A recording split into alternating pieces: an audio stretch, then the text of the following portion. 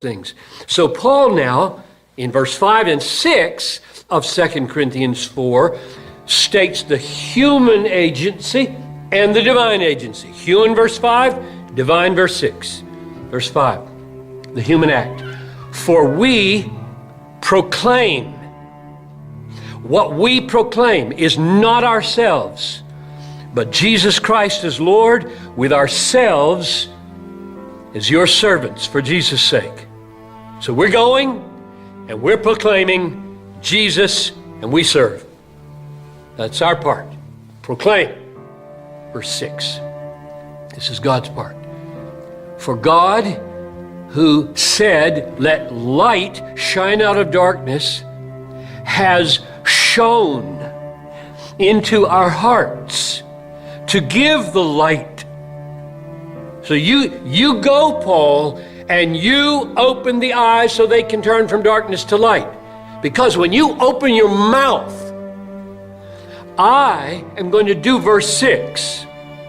I will shine in their hearts to give them the light of the knowledge of the glory of God in the face of Christ. So the God of the universe, in the mouth of a finite human being named Paul, or put your own name in there for the person you care about right now who's not a believer yet,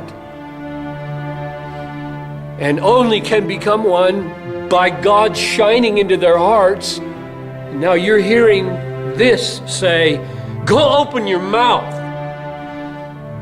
Open your mouth, and light, sovereign supernatural light will shine, and the light of the knowledge of the glory of God will be given. And what does he shine with? He shines with the very thing that Satan is blinding these people to. When they look at Jesus, boring, mythological. They can't see him as beautiful. They can't see him as true. They can't see him as glorious. They can't see him as satisfying. They're blind. Satan has blinded the minds of unbelievers to keep them from seeing the light of the gospel of the glory of Christ. So there's no glory in Jesus for the unbeliever, and they can't see it as glorious. And that's what verse 6 totally changes. He shines, and he shines, he describes it in two ways. Verse 4, the light of the gospel of the glory of Christ, who is the image of God. And then in verse 6, the light of the knowledge of the glory of God in the face of Christ. Now, Paul, back in Acts 26:18, describes that happening. I am sending you to open their eyes so they can turn from darkness to see that light. And when he says, go open their eyes, 5 things happen.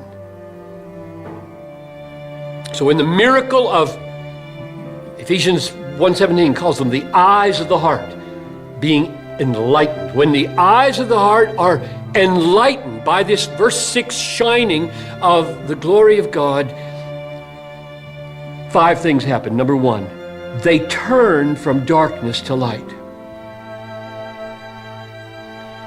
You need to linger over that turning a long time and ask what it is. What's it like? What's it feel like? What's it look like? Because it's not this. There's nothing physical about it.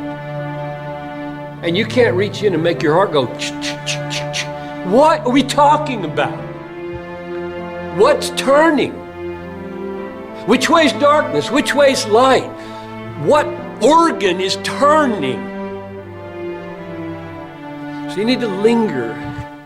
They turn from darkness to light, which surely means something like their whole desiring, longing, yearning flows in a new direction and is suddenly, see, there's light over there. There's a light at the end of the forest, at the end of the tunnel, and they're just heading to light. That's beautiful. That's what I need. I need light, which they didn't even know a minute ago.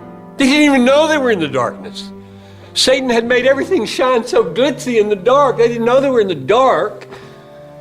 And now God has reached in and made light happen, and this turning is a movement of the heart. It's a movement of the soul out to something glorious and beautiful out there. Second thing that happens, they turn from Satan to God.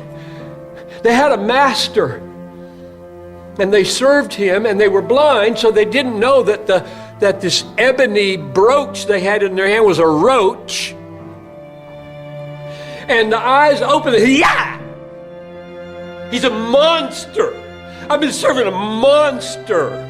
And over there is a bright, glorious Savior. He's not boring anymore. He's everything. And this is a monster trying to kill me and my family. That's conversion. It's called conversion.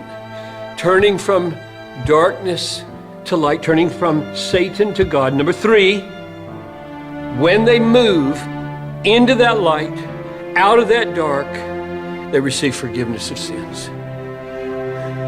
Everything they've ever done wrong, wiped away. No guilt anymore before the living God. Put your head down and go to sleep. How sweet is forgiveness of sins. Number 4, they find a place among those who are sanctified. They find a lot, a portion among those who are sanctified. In other words, they're not just legally right through forgiveness, they're changed. What it says is he breaks the power of canceled sin, because it's first canceled and then power is broken, and you live a new life on the basis of the cancellation, not the other way around. So that's the order here, right? Sins forgiven, sanctification. Glorious. That's our gospel. And the last thing is that it all happens through faith.